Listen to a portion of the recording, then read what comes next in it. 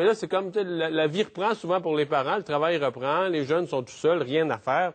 Bon, vous allez me dire, il y a une certaine marge entre avoir rien à faire puis décider que le loisir du jour, c'est de faire un meurtre. Stéphanie Deslauriers est psychoéducatrice et auteure. Bonjour. Bonjour. Vous êtes avec des jeunes tout le temps, vous les écoutez, vous êtes avec des jeunes qui ont des difficultés, qui vivent toutes sortes de misères. Quand vous voyez un cas comme ça, c'est quoi votre première réaction? Bien, ma première réaction, c'est OK, peut-être qu'il faudrait investiguer parce que est-ce qu'il y a des problèmes au niveau de la santé mentale, au niveau d'un potentiel trouble antisocial, trouble de la personnalité antisociale, un trouble des conduites? Est-ce que ces jeunes-là, c'était une première fois? Est-ce qu'ils ont déjà adopté des comportements criminels sans qu'ils aient jamais été pris, en fait? Puis, ce que ça me dit aussi, c'est que ça pousse à l'extrême le concept de sentiment de toute puissance qu'on a à l'adolescence, en fait, là. Ouais. On peut-tu mettre ça dans une espèce de continuum avec, je sais pas moi, la recherche de la sensation extrême, là, le car surfing, toutes sortes d'affaires que les jeunes font où tu prends des risques, de plus en plus de risques pour faire des affaires de plus en plus hautes. Oui. Puis là, à un moment donné, au sommet de cette pyramide-là, tu commets un meurtre. Bien, effectivement, je pense que c'est bien de le mettre dans cette perspective-là. Il y a beaucoup de jeunes qui sont à la recherche de sensations fortes. Est-ce que ça veut dire que parce qu'un jeune va commencer à consommer de la drogue ou à faire du car surfing, va se rendre à commettre un meurtre? Non. Nécessairement, non. Mais il y en a qui se rendent là. Puis ma question aussi, c'est est-ce que... Qu'est-ce que ça leur apporte, en fait? Est-ce que c'est un désir de visibilité aussi? Parce qu'on en voit de plus en plus. La semaine passée, il y a 2 semaines, cet homme qui a commis un meurtre puis qui a mis la photo sur Facebook. Donc, est-ce qu'il y avait ce désir-là aussi de reconnaissance, d'être cool, d'être hot? Puis ce qui arrive aussi, c'est que là, c'est trois amis, une gang de jeunes ensemble. Ouais, bien ça, parlons-en de 3. Ouais. Parce que 3, on peut dire, des fois, tu t'encourages à faire des conneries. Mais quand la connerie est assez grave, genre un meurtre, tu t'imagines justement que le fait d'être 3, qu'il y en a un qui va dire wow, là, tu sais, là, c'est plus drôle. Là, tu sais, on va pas tuer quelqu'un, le pauvre gars fait du jogging, il n'y a pas rapport. Tu te penses qu'il y en a un des 3, comme on dit, qui va lever un flag, là, qui va dire on arrête ça. Un modérateur peu. Là, comment ça arrive pas? Oui, ben en fait, ça dépend de chaque dynamique de groupe, en fait. Puis dans ce groupe-là, est-ce que le leader était justement un petit peu plus tough, si on veut, un petit peu plus willing, puis les 2 autres plus en retrait, plus influencés, en fait, par ce gars-là, puis n'osaient pas s'affirmer devant lui? Ça, c'est possible aussi. Encore là, ça, c'est des questions qui sont très intéressantes à soulever puis à investiguer, en fait, pour comprendre le rôle de chacun et la responsabilité de chacun. On parle de rôle et de responsabilité de chacun. Bon, moi, je suis parent, j'ai des ados, je me pose tout de suite la question sur la responsabilité des parents, mais on a vu des images, là, hier, sur la télé américaine, au palais de justice, des parents de ces jeunes-là. Je pense autour d'un monsieur noir, le parent d'un des jeunes, écoute, il était en chemise à carreaux, habillé propre, tu sais, un monsieur qui a l'air vraiment, tu sais, à son affaire, là, tu sais, sûrement qui a un bon travail, tout ça.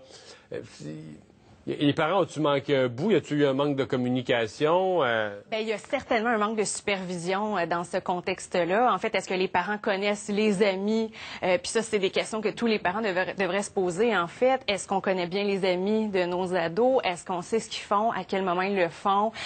Puis, tu sais, il était quelle heure? Est-ce que quelqu'un savait qu'ils étaient là? Il était en plein après-midi. Après, en fait, ce qu'ils ont dit à la police, et là, je veux vous entendre là-dessus aussi, ils ont dit à la police, l'après-midi était plate. On s'ennuyait. Il fallait trouver quelque chose de cool pour se désennuyer. On ne sait plus trop comment s'amuser non plus. Bien, oui, puis ça soulève aussi un problème de société, en fait, puis de ville et de village et de communauté. Qu'est-ce qu'on a pour nos jeunes? Qu'est-ce qu'on a comme divertissement? Qu'est-ce qu'on a à leur offrir? Qu'est-ce qu'on a comme vie de quartier, en fait? Puis je vous entendais tout à l'heure avec M. Brunet, et puis on disait, ben, tu sais, c'est un petit village, probablement sans histoire, ou est-ce qu'on n'est pas dans les grosses villes avec un très haut taux de criminalité? Bien, étonnamment, des fois, dans les petits villages, c'est là où il y a le plus de violence. Je pense entre autres au Saguenay-Lac-Saint-Jean, au Québec, qui est la ville où il y a le plus de violence proportionnellement au nombre d'habitants. Alors ça aussi, c'est un facteur. Je pense aux jeunes dans les régions éloignées. Il y a moins d'activités, moins de centres de loisirs, moins d'activités communautaires de toutes sortes. Donc oui, les jeunes ont tendance à s'ennuyer. Quand ils s'ennuient, ils font des niaiseries. Parfois, ça va être de prendre de la bière l'après-midi puis fumer un petit joint, puis d'autres fois, c'est de tuer quelqu'un. On s'entend que l'intensité n'est pas la même. Là. Ouais, mais en fait, dans toute la liste des niaiseries que des jeunes peuvent faire, il y a quelque chose, quand tu prends quelqu'un pour cible, et là, ils l'ont dit à la police comme ça, le type, on le connaît pas, il est devenu notre cible, comme si c'était un hasard. Il y a quelque chose de déconnecté avec la valeur de la vie. Tout à fait. Et tantôt, M. Brunet, qui a une expérience policière, nous disait, bon, le jeu vidéo vient entrer là-dedans. y a tout ça, mener une perte de... Parce que, tu sais, dans un jeu vidéo, la valeur de la vie, là, t'en tires 225 pour marquer des points en 8 minutes, là. Oui. Y a-t-il une déconnexion pour les jeunes sur la valeur de la vie qui n'existait pas, mettons, il y a 25 ans? Ou... Bien, en fait, je pense, je sais pas s'il y a 25 ans, on avait moins cette valeur-là. Ce que je peux vous dire, c'est qu'effectivement, oui, avec les jeux vidéo, notre personnage a 7 vies, il peut mourir 7 fois, puis il revient, puis oups, tout est beau, il n'y a plus de blessures, il n'y a plus rien. C'est sûr que ça a un impact, en fait, sur la perception de la vie ou de la valeur de la vie des jeunes, tant chez les victimes que chez les agresseurs. Mais oui, c'est un triste constat, en fait.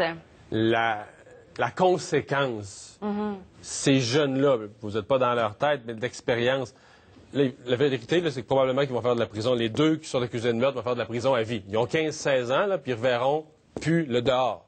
Parce qu'aux États-Unis, il n'y a pas de libération conditionnelle. Ils ont-tu pensé à ça? Juste une seconde, une demi-seconde, se faire attraper, la prison à vie, scraper leur vie, là? Visiblement pas.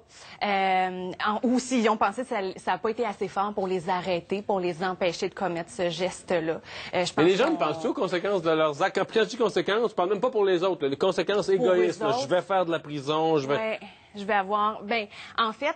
Il y en a que oui, il y en a qui vont être capables d'anticiper ça, et il y en a comme ces jeunes-là qui ne l'ont pas fait, qui ont vu leur plaisir immédiat. Puis ça, je pense que c'est un autre sujet fort intéressant, tous les plaisirs immédiats qu'on a aujourd'hui avec tout au bout des doigts. Et puis là, tout au bout des doigts, ah, j'ai un fusil, j'ai une arme à feu, let's go, on y va. Sur le coup, c'est le fun, il y a une charge d'adrénaline qui est associée à ça. Mais, oups, je n'ai pas planifié les conséquences qui vont s'en suivre pour moi.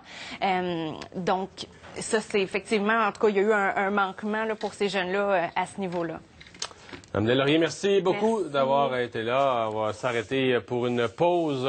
Au retour, le commerce de détail qui continue à changer de visage chez nous. Deux géants américains, Target et Marshalls, qui font leur entrée dans les toutes prochaines semaines.